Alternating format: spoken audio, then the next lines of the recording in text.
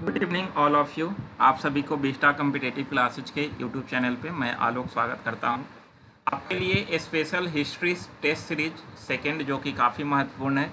इससे पहले आपको इस चैनल पे हिस्ट्री टेस्ट सीरीज 1 मिलेगा जो कि सिंधु घाटी सभ्यता और पाषाण काल से रिलेटेड कुछ क्वेश्चन थे जो कि पिछले क्लास में हम लोग देखे थे। आज का टॉपिक है वैदिक काल। वैदिक काल से रिलेटेड कुल आपके लिए 31 इंपॉर्टेंट क्वेश्चन लेकर आए हैं। आप सभी इसे देखें और इसका आंसर जो है वो लाइव चैट में करें। इससे आपको जो है वो जितना भी डाउट होगा क्लियर होगा। आप जितना रिकॉल करके आए होंगे वो सारा रिकॉल का आज टेस्ट होगा, तो बिल्कुल आप टेस्ट में बेहतर प्रदर्शन करें। आप मुझे पूरा उम्मीद है, विश्वास है आप सभी पे कि आप बेहतर करेंगे, क्योंकि काफ़ी आसान क्वेश्चन है। क्योंकि आप सभी पढ़े हैं तो ये क्वेश्चन आसान ही लगेगा, इसलिए आप सभी जो है वो अच्छा से आंसर करें। ये नहीं कि जो है जल्दबाजी में गलती करना है। आप आंसर अच्छा से करें और सही करें, देखिएगा काफ़ी बेहतर होगा। सभी लोग लिंक शेयर करें, आप सभी लिंक शेयर करें। साथ साथ जो लोग नए हैं प्लीज़ क्लास को सब्सक्राइब कर दें और लाइक शेयर जरूर करें आप सभी। और इसी के साथ आइए आज के जो क्वेश्चन है उसे हम लोग देखते हैं। क्वेश्चन नंबर 1 है आज का, आर्य का अर्थ है। तो आर्य का अर्थ क्या होता है? 1 नंबर ऑप्शन है नृजाति, बी जन, सी भाषा और डी श्रेष्ठ। तो ध्यान रखेंगे कि आर्य के अर्थ जो होता है वो श्रेष्ठ या कुलीन होता है। आपको अगर वैदिक काल पढ़ाया गया होगा तो पहला ही पेज में लिखवाया गया है आर्य का अर्थ क्या होता है। तो आर्य का अर्थ श्रेष्ठ या कुलीन होता है, आपको ध्यान रखना है। क्वेश्चन नंबर 2 है कि सबसे पुराना वेद कौन सी है? तो सबसे पुराना वेद कौन है? 1 नंबर ऑप्शन है यजुर्वेद, बी ऋग्वेद, सी सामवेद और डी है अथर्ववेद। तो ध्यान रखेंगे कि हमारे वैदिक काल में जो है कुल 4 वेद थे और इसमें सबसे पुराना वेद जो है ऋग्वेद है, या सबसे प्राचीन वेद जो है ऋग्वेद है। वही सबसे बाद का वेद या सबसे नया वेद की अगर बात करें तो अथर्ववेद हो जाएगा। तो ध्यान रखेंगे कि सबसे पुराना वेद कौन है? तो ऋग्वेद, और सबसे बाद का वेद अथर्ववेद। क्वेश्चन नंबर 3 है कि त्रय में शामिल नहीं है। बहुत अच्छा क्वेश्चन है, इसका आंसर आप सभी लोग करेंगे कि त्रय में शामिल नहीं है। 1 नंबर ऑप्शन है यजुर्वेद, बी सामवेद, सी अथर्ववेद और डी है ऋग्वेद। तो ध्यान रखेंगे वेद त्रय या फिर इसे त्रय कहा जाता है, तो वेद त्रय या त्रय में शामिल नहीं है। तो इसका आंसर आप सभी लोग लाइव चैट में करें। जितने लोग जुड़ते हैं सभी लोग लाइव चैट में आंसर करें और सभी लोग अपने दोस्तों को शामिल करें। जितना हो सके लिंक शेयर करें और ज़्यादा से ज़्यादा लोगों को लाइव चैट में शामिल करें। इससे आपका पूरा हिस्ट्री क्लियर होगा। आपको बीपीएससी, दरोगा, टीचर, रेलवे, जो भी कम्पिटेटिव एग्जाम है, बिहार पुलिस हो, सभी के लिए महत्वपूर्ण क्वेश्चन है। आप सभी जरूर बनाएं। आपको देखिएगा एग्जाम में जरूर यहाँ से क्वेश्चन देखने के लिए मिलेगा, तो आप सभी ध्यान से फॉलो करें। वेद त्रय में शामिल नहीं है तो इसे ध्यान रखेंगे, इसका आंसर हो जाएगा सी अथर्ववेद। ऊपर के जो 3 वेद हैं ऋग्वेद, सामवेद, यजुर्वेद, ये तीनों वेद त्रय में शामिल होते हैं और बाकी के जो अथर्ववेद हैं, चौथा वेद, ये वेद त्रय यानी कि त्रय में शामिल नहीं है, ध्यान देना है। क्वेश्चन नंबर 4 है, वर्ण व्यवस्था से संबंधित पुरुष सूक्त मूलतः पाया जाता है। तो पुरुष सूक्त का वर्णन किसमें किया गया है? 1 नंबर ऑप्शन है मनु स्मृति, बी सामवेद, सी अथर्ववेद और डी है ऋग्वेद। तो वर्ण व्यवस्था से संबंधित पुरुष सूक्त मूलतः पाया जाता है।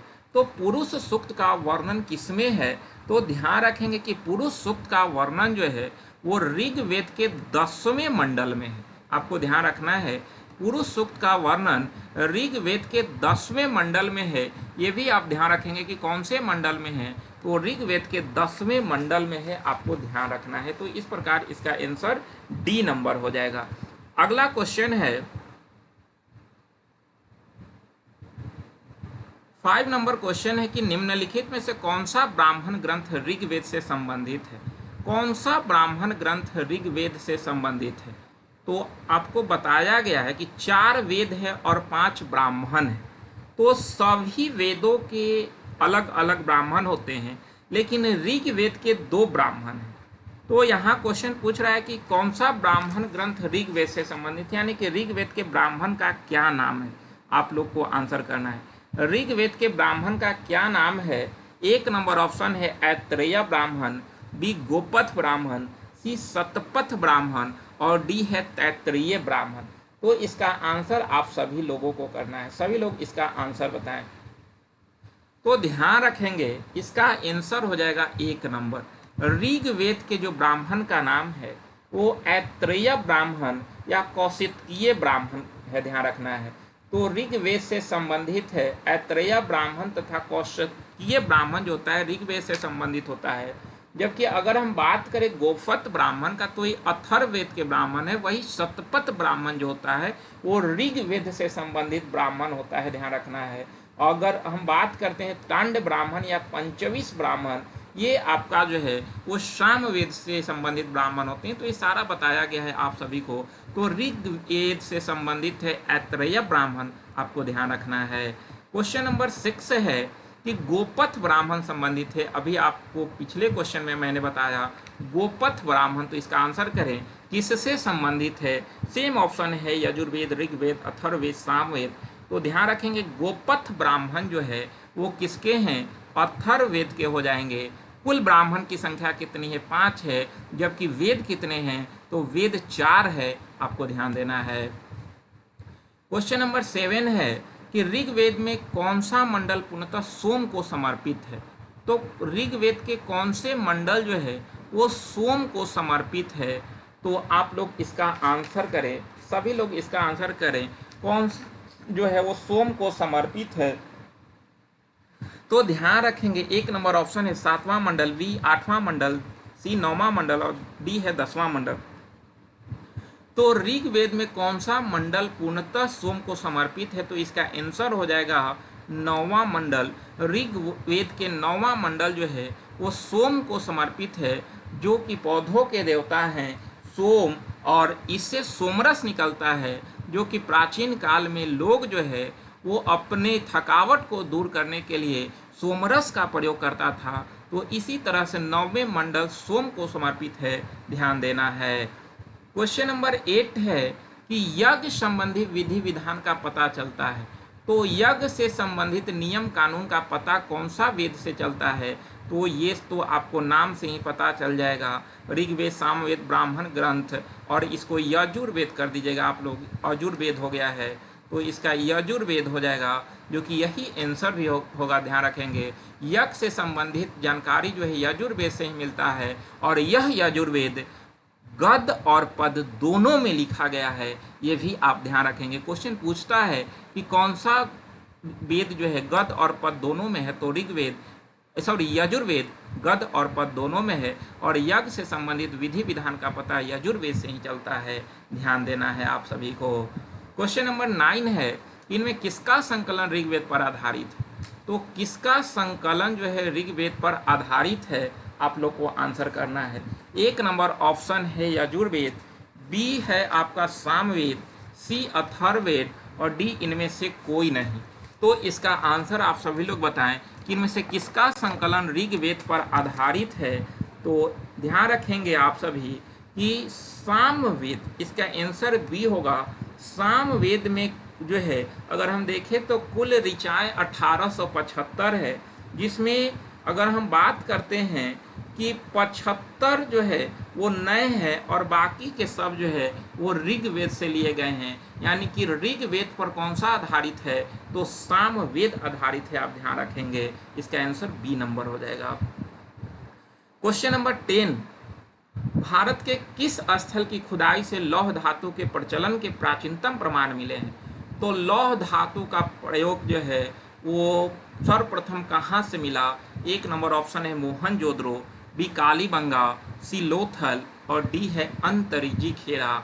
तो लोहा का प्रमाण कहाँ से मिला है सर्वप्रथम, तो इलाहाबाद के अंतरुजी खेरा से लोहा का प्रमाण पहली बार उत्तर वैदिक काल में मिला था, आपको ध्यान रखना है। उत्तर वैदिक काल में लोहा का प्रमाण पहली बार मिला। वही अगर दक्षिण भारत की अगर बात किया जाए तो दक्षिण भारत में लोहा का प्रमाण सर्वप्रथम महापाषाण काल या मेगालिथ में मिला था, ध्यान रखेंगे। महापाषाण काल या मेगालिथ में दक्षिण भारत में पहली बार लोहा का प्रमाण, जबकि उत्तर भारत में उत्तर वैदिक काल में लोहा का प्रमाण मिलता है, ध्यान देना है। तो ये सब क्वेश्चन आपको ध्यान रखना है, काफ़ी इंपॉर्टेंट क्वेश्चन है।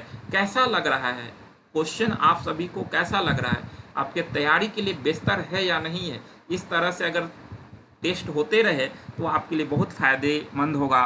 तो इस तरह से मैं कोशिश करूंगा कि वीक में एक दिन आपके लिए ज़रूर ऐसा टेस्ट लेकर आएँ, ताकि आपका सब्जेक्टिव के साथ ऑब्जेक्टिव क्वेश्चन क्लियर हो सके और आप एग्ज़ाम को क्रैक कर सकें। तो इसी तरह से आप सभी पढ़कर आएँ, रिकॉल करके आएँ, ताकि आपके लिए सब क्वेश्चन काफ़ी आसान लगे। आप जो है क्वेश्चन का धुआं कर दें, क्वेश्चन आपसे डर जाए, ऐसा होना चाहिए।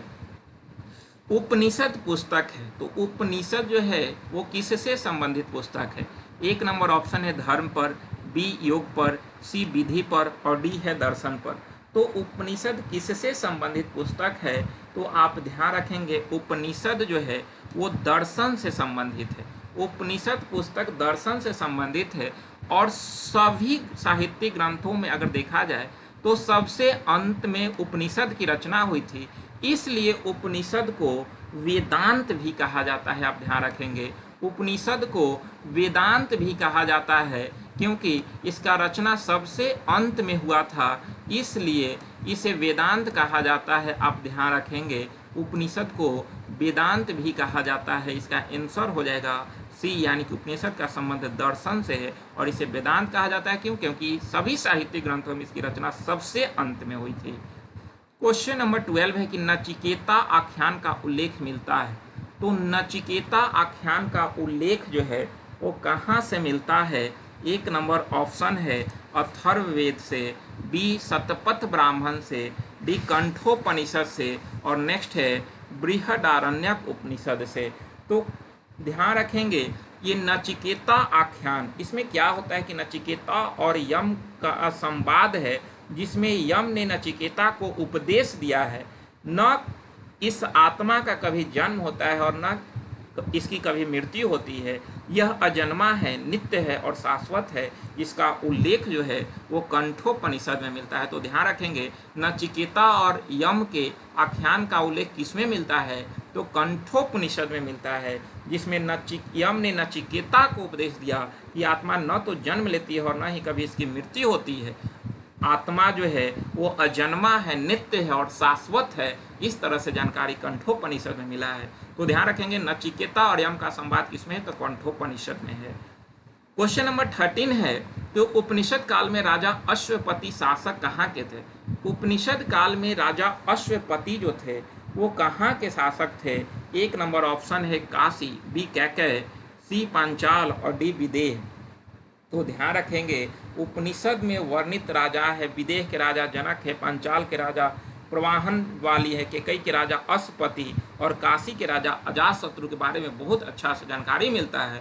और इसमें अगर बात करें तो उपनिषद काल में राजा अश्वपति जो शासक थे वो केकई के शासक थे, यानी कि इसका आंसर बी नंबर हो जाएगा। उपनिषद काल में राजा अश्वपति शासक केकई के थे। अगला क्वेश्चन है आरंभिक वैदिक साहित्य में सर्वाधिक वर्णित नदी कौन है? तो सबसे अधिक उल्लेख किस नदी का मिलता है? एक number option Sindhu, B Saraswati, C Chenab और डी झेलम। तो ध्यान रखेंगे कि सबसे अधिक उल्लेख किस नदी का मिलता है, सर्वाधिक वर्णित नदी कौन है? तो वह नदी सिंधु नदी है, यानी कि इसका आंसर जो है एक नंबर हो जाएगा। ऋग्वेद में सर्वाधिक उल्लेख सिंधु नदी का है।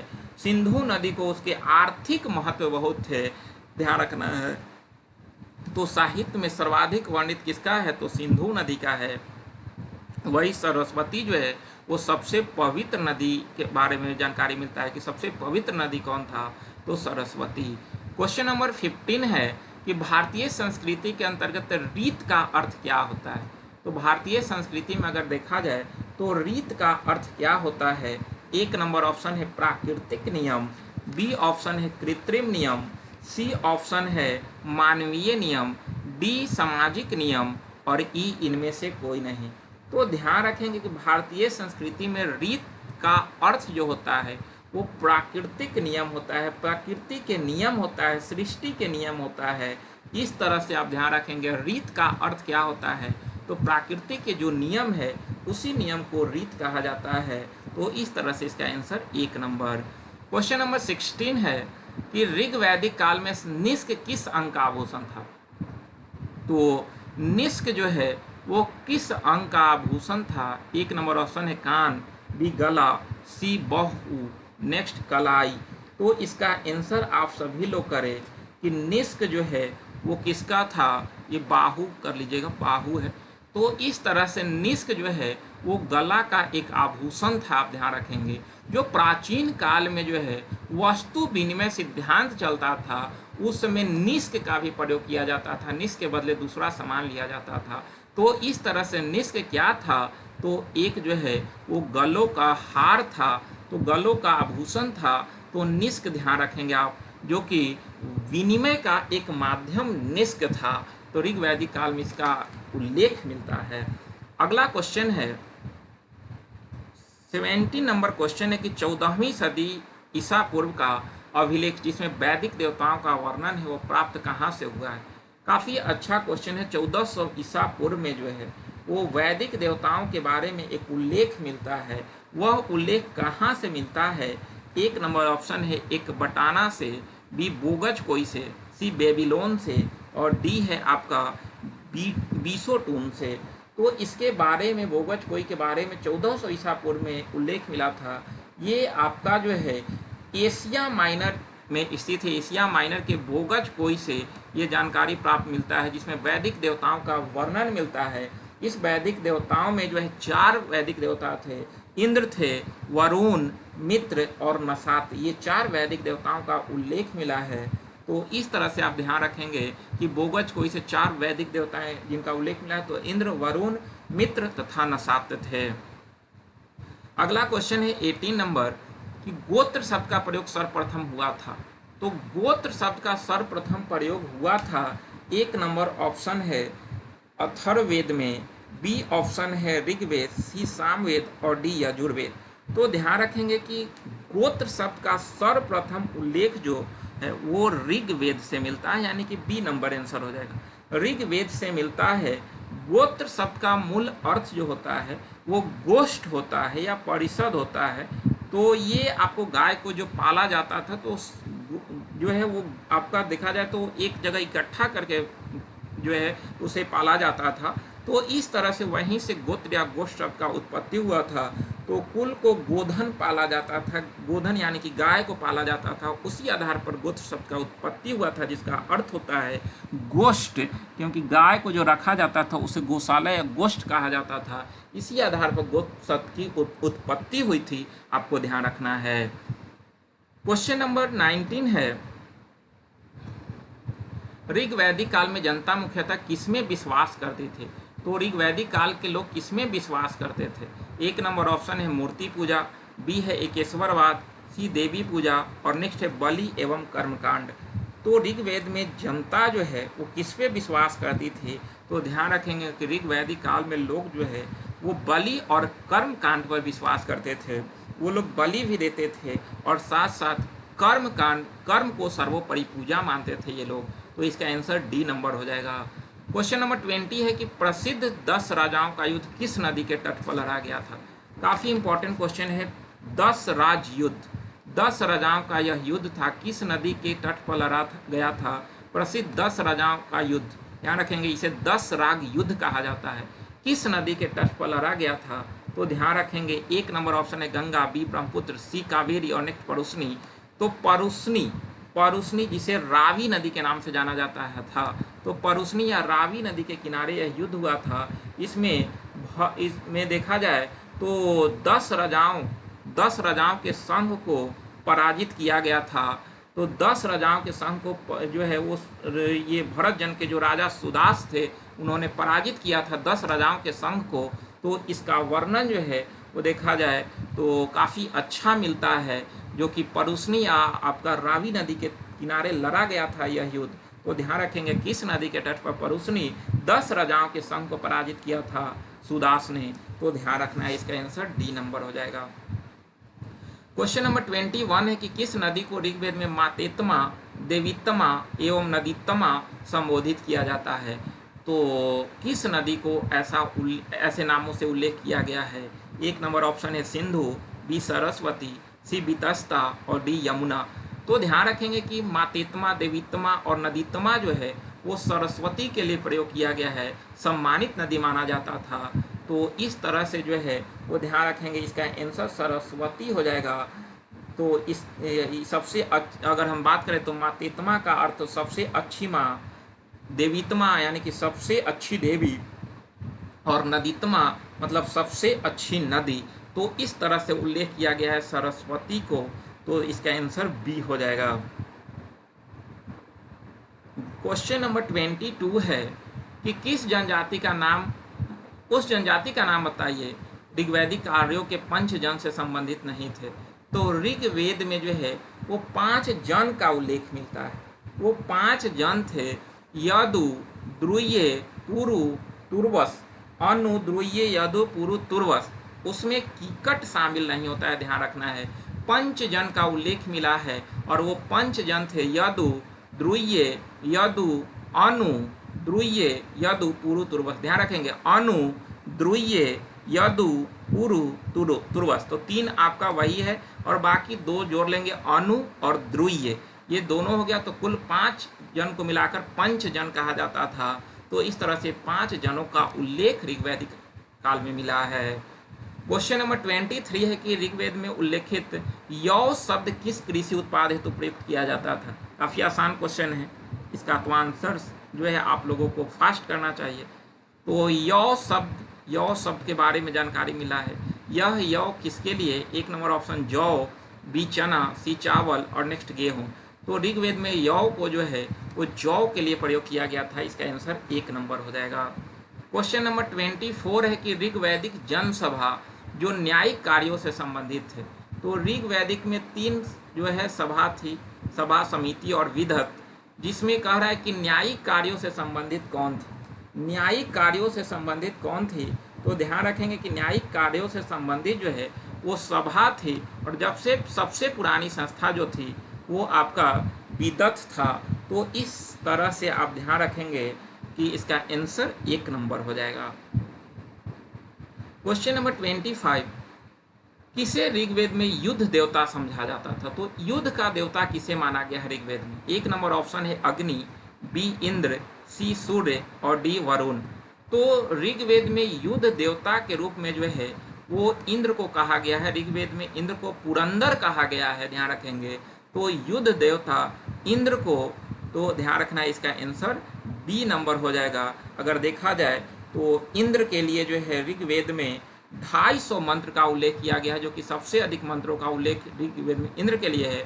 वही दूसरे नंबर पर अग्नि के लिए, अग्नि को जो है धरती और आकाश के बीच की मध्यस्थता कहा गया है, मध्यस्थता कहा गया है अग्नि को। और अग्नि के लिए 200 मंत्र का उल्लेख किया गया है। सबसे अधिक मंत्र का उल्लेख इंद्र के लिए, यानी कि कुल का 250 का उल्लेख जो है वो इंद्र के लिए किया गया है, आप ध्यान रखेंगे। क्वेश्चन नंबर 26 है कि पूर्व वैदिक आर्यों का सर्वाधिक लोकप्रिय देवता कौन थे। तो सर्वाधिक लोकप्रिय देवता कौन थे। 1 नंबर ऑप्शन है वरुण, बी विष्णु, सी रुद्र और नेक्स्ट इंद्र। तो अभी हम बताएं कि ऋग्वेद में जो है वो इंद्र के लिए कुल 250 मंत्रों का उल्लेख किया गया, यानी कि सबसे जो है वो लोकप्रिय देवता कौन थे वैदिक काल में। तो इंद्र, जिन्हें ऋग्वेद में पुरंदर कहा गया है, ध्यान रखेंगे, क्वेश्चन पूछा जाता है एग्जाम में।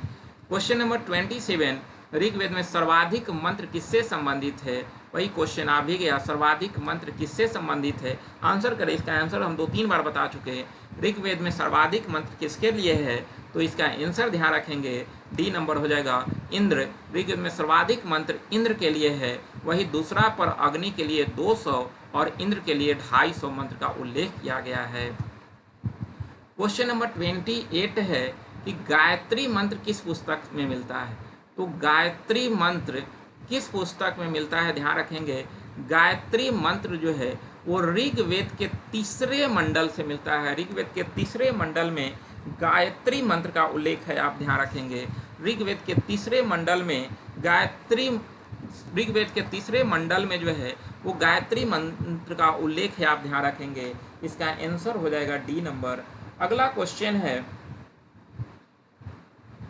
गायत्री मंत्र की रचना किसने किया। गायत्री मंत्र की रचना किसके द्वारा किया गया। 1 नंबर ऑप्शन है वशिष्ठ, बी विश्वामित्र, सी इंद्र और डी इनमें से कोई नहीं। तो गायत्री मंत्र की रचना किसने किया, तो गायत्री मंत्र की रचना महर्षि विश्वामित्र ने किया था, ध्यान रखेंगे। तो इसका आंसर हो जाएगा बी नंबर, गायत्री मंत्र की रचना विश्वामित्र ने किया है। क्वेश्चन नंबर 30 है कि श्रीमद् भागवत गीता मौलिक रूप से किस भाषा में लिखी गई है। तो श्रीमद् भागवत गीता मौलिक रूप से किस भाषा में लिखा गया है, तो इसका आंसर हो जाए, एक नंबर ऑप्शन है संस्कृत, बी उर्दू, सी है पाली और डी है हिंदी। तो आप लोग इसका आंसर करें कि श्रीमद् भागवत गीता मौलिक रूप से किस भाषा में लिखा गया है। तो ध्यान रखेंगे कि ये श्रीमद् भागवत गीता जो है वो संस्कृत भाषा में मूल रूप से लिखी गई, लेकिन अब तो इसका बहुत सारा जो है अनुवादित ग्रंथ भी निकल चुके हैं। तो ध्यान रखेंगे इसका आंसर एक होगा। और लास्ट क्वेश्चन है आपके लिए आज का। आप सभी को ऐसे आज का क्वेश्चन कैसा लगा जरूर आप सभी शेयर करें। आप सभी का तैयारी इससे कैसा होगा ये भी बताएं। आप सभी अगर मेहनत करके आए होंगे तो क्वेश्चन उम्मीद करते हैं कि आप सभी को काफ़ी आसान लगा होगा, लेकिन जो लोग रिकॉल किए होंगे उन्हीं को आसान लगा होगा। सभी लोगों को पॉसिबल नहीं है, क्योंकि जो मेहनत करेगा उसी का जो है वो टेस्ट में प्रदर्शन बेहतर होगा। तो इस तरह से सभी लोग कोशिश करें अगले टेस्ट से जो है आप सभी अच्छा से तैयारी कर कर आएँ, ताकि आप जो है टेस्ट में बेहतर प्रदर्शन कर सकें। तो इस तरह से जो है लास्ट क्वेश्चन का इंतज़ार आप सभी को ज़रूर होगा। तो लास्ट क्वेश्चन है आपके लिए, संस्कार कितने हैं। काफ़ी आसान क्वेश्चन है और काफ़ी अच्छा क्वेश्चन है। संस्कार कितने हैं, एक नंबर ऑप्शन 8, बी है 10, सी 12 और डी 16। तो ध्यान रखेंगे संस्कार 16 है। पहला संस्कार है गर्भाधान और अंतिम संस्कार है अंत्येष्टि। इसके बीच पुंसवन, सीमंतोन्नयन, जातक्रम, नामकरण, निष्क्रमण, अन्नप्राशन, चूड़ाकरण, कर्णवेद, विद्यारंभ, उपनयन संस्कार, वेदारंभ, केशांत, समावर्तन, विवाह एवं अंत्येष्टि। तो कुल 16 संस्कार है, जिसमें पहला संस्कार गर्भाधान होता है, 15वां संस्कार विवाह होता है और 16वां संस्कार जो है वो अंत्येष्टि होता है। तो इस तरह से आप ध्यान रखेंगे 16 संस्कार में मानव बंधे हैं। तो इस तरह से आज का क्वेश्चन जो है कुल 31 थे, जो कि आपके एग्जाम के दृष्टि से काफ़ी इंपॉर्टेंट क्वेश्चन थे। आप सभी इसे देखें और शेयर करें, जितना हो सके लिंक शेयर करें आप सभी, और अपने तैयारी को बेहतर करते रहें। डेली वीकली करंट को फॉलो करें। कल फिर मिलेंगे वीकली करंट के साथ। आप सभी इसके बीच आप सभी 1-2 बार और रिकॉल करें, ताकि आपका ये क्वेश्चन पूरा अपना हो सके और आप अच्छा करें। ठीक है, आप सभी को बहुत बहुत धन्यवाद, बहुत बहुत धन्यवाद। गुड नाइट सभी लोगों को, गुड नाइट।